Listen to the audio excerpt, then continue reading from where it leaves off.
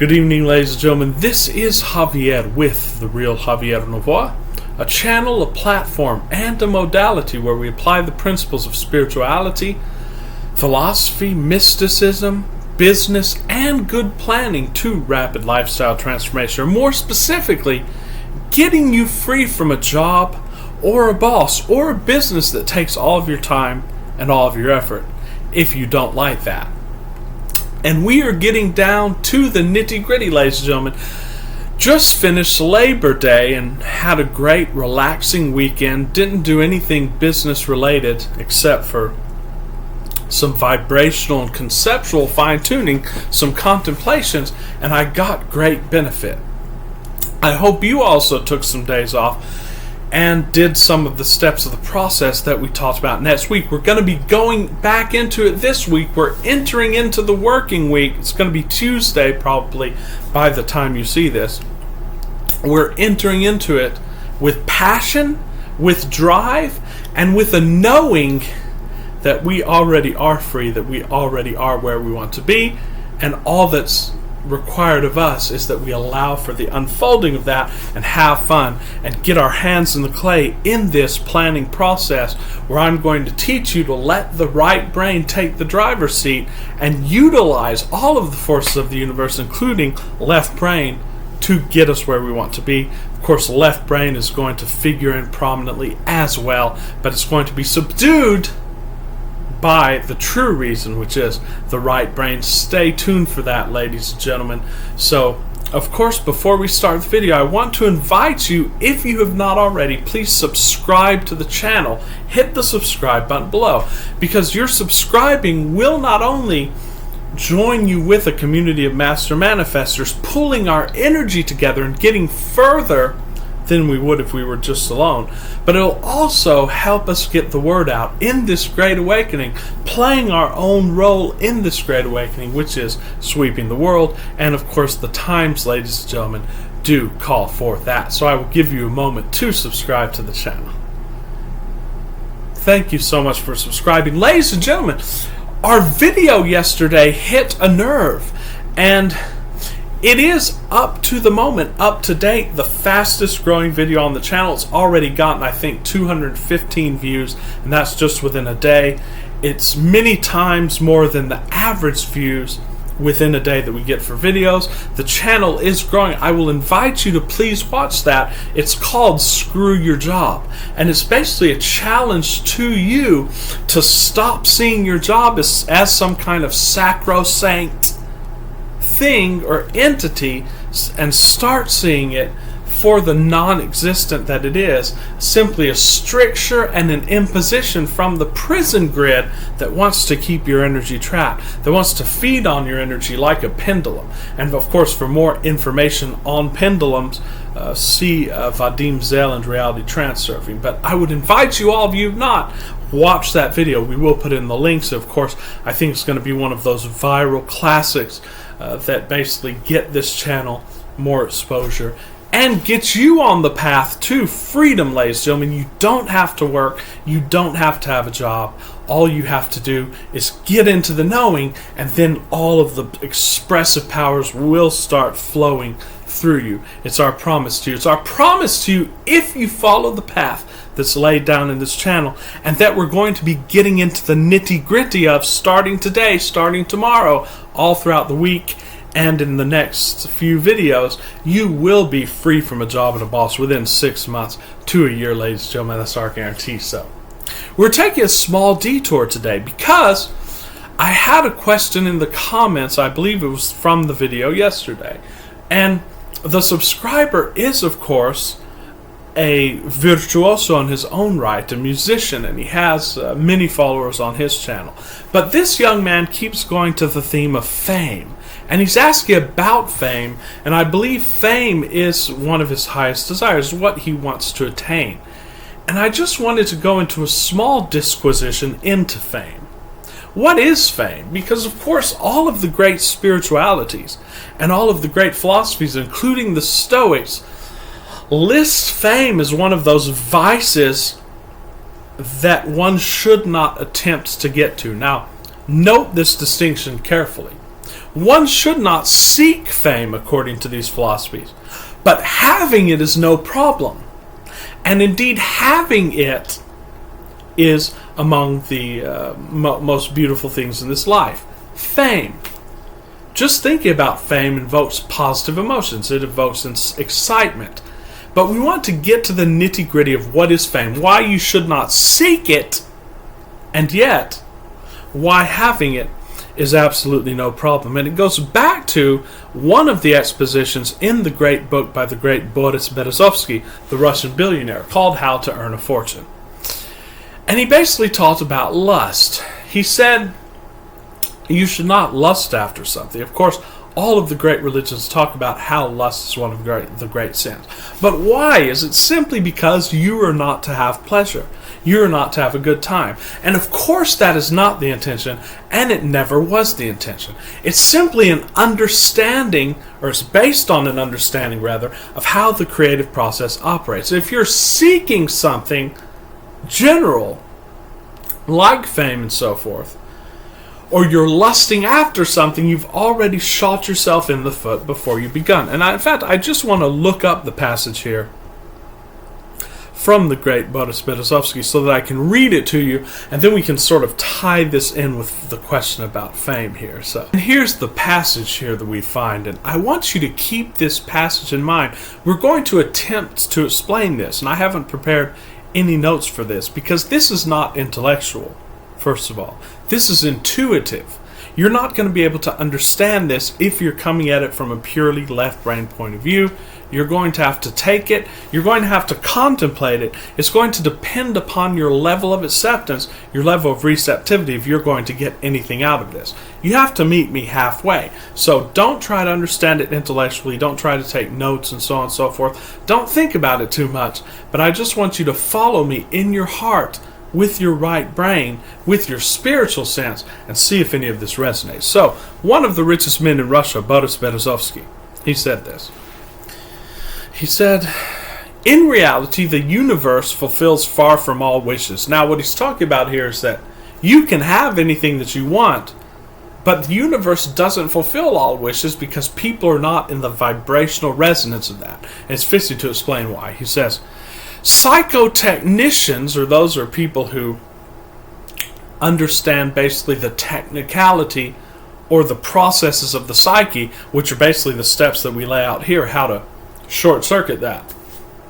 They understand this. He says, psychotechnicians of different peoples of the world teach one thing: the overcoming of the emotional side of desire, lust. And he quotes this as lust. Of course, this lust has a lot to do with things like wealth, things like health, things like wisdom, things like fame. I want you to notice what qualities are similar to all of these words. We're going to go back to the fact that all of these words are placeholders for the same thing. Yes, fame, wisdom, health, wealth, they're all the same thing, and they're actually the same substance and the same quality. And if you don't understand, you will in a few minutes. Just follow me here. But he says, compare your feelings in a different situation. When you wish to eat, you go into the kitchen and open the refrigerator. There's a desire in your inner world, but there's no lust. You're calm and emotions are absent. You do not ask how the kefir and sausage have ended up in your refrigerator. You know they have followed quite a long path, but you always possess them in excess of your needs and do not worry about them. They are nearby. Just reach your hand out and take them. Our feelings cannot be shared by the peoples of Asia and Africa. Of course, this was during his time, where the masses die from hunger. In their case, the desire for food is mixed with a frightened lust, a fear of there not being food.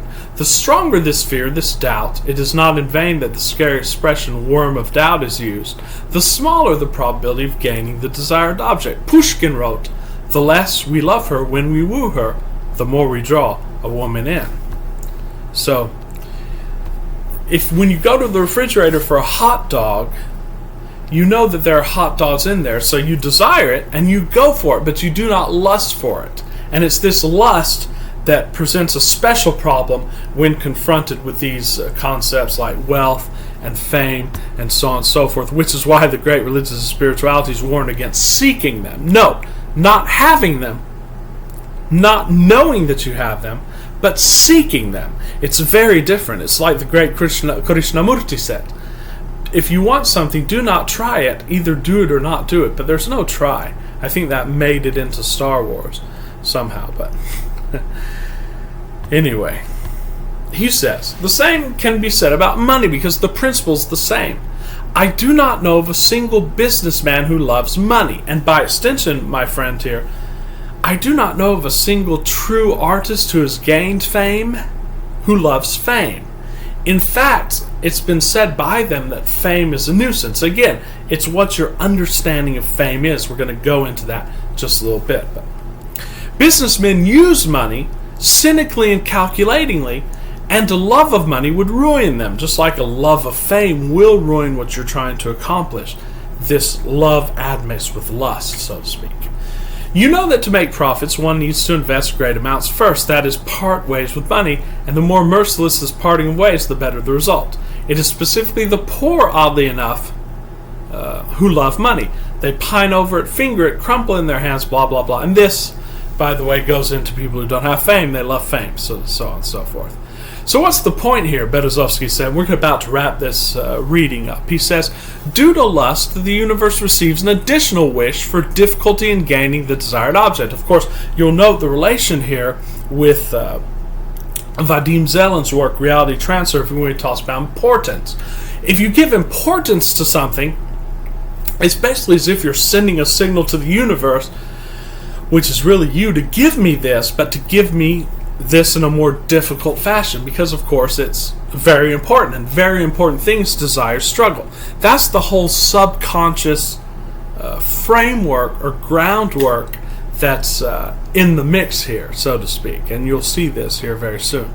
But he says, here again nobody is to blame. You have ordered a pie with problems, and you're the one to receive it, Berezovsky says. It, of course, grows on top of it a mass of placebo factors, like economic conditions, the rate of growth of industry, and so on and so forth. But all of this is superficial. Once at an economic forum in Turkey, this is very key here, Turkish economist complains to me, Berezovsky, that their country was exactly like Europe, but the national income was 10 times lower. We understand nothing, the economist said. The laws are the same, the climate is the same, production is developing dynamically, but the people who are used to living 10 times poorer than Europeans keep living this way. So, he's talking about money here, and basically, if you have a lust for money, then of course you'll make it very harder, and you'll be able to find excuses on the outer. The same goes with fame. If you have a lust for fame, you're going to feel that you're not getting it, and it's going to be due to, well, you're not marketing yourself enough, or you're making mistakes here, and so on and so forth. But those are just placebo. The real issue is in here. So let's try to wrap our heads around this so that you can get a foothold, so to speak, in this. Now, there's nothing wrong with desiring fame. That's your desire. But you have to understand that fame is a very nebulous concept. And it's just like household, it's just like wealth, it's just like health. There's no external correlate that you could point at and say, this is it. It's not yet. Of course, there will be when you get done with the course here and so on and so forth, what we teach in our modality. Because you're going to get it down to the at least a few details and a few emotions, but this fame and wealth and all of these other concepts are actually one and the same thing. It's an internal knowing, and it manifests itself into what we call in our channel, in our course, contest.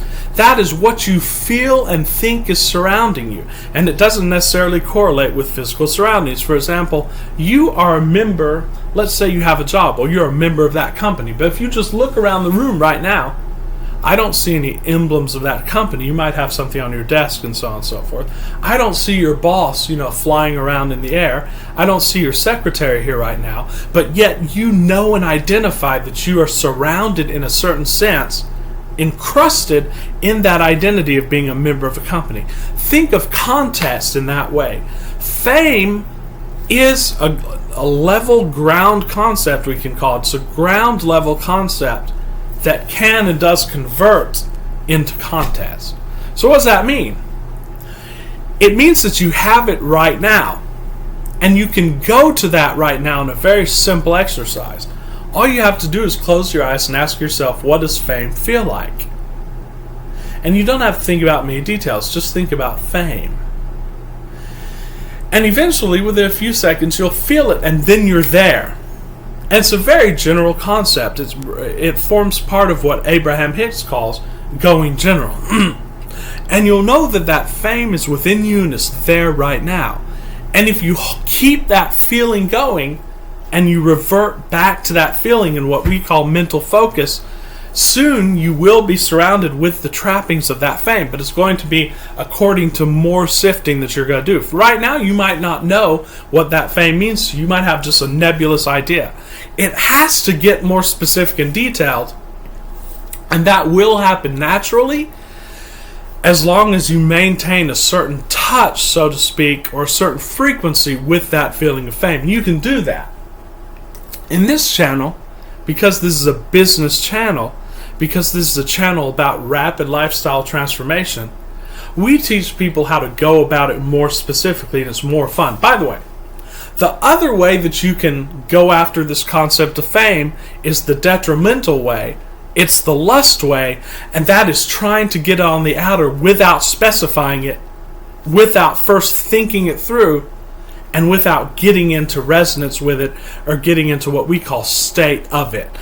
And that's the frantic seeking of fame, saying, I want fame. Why am I not famous yet? I'm doing all this work. I have this channel with thousands of followers, and yet I don't feel I've attained this fame yet. That's the destructive way. That's the thing that Seneca taught about. Do not lust after fame. Do not lust after wealth.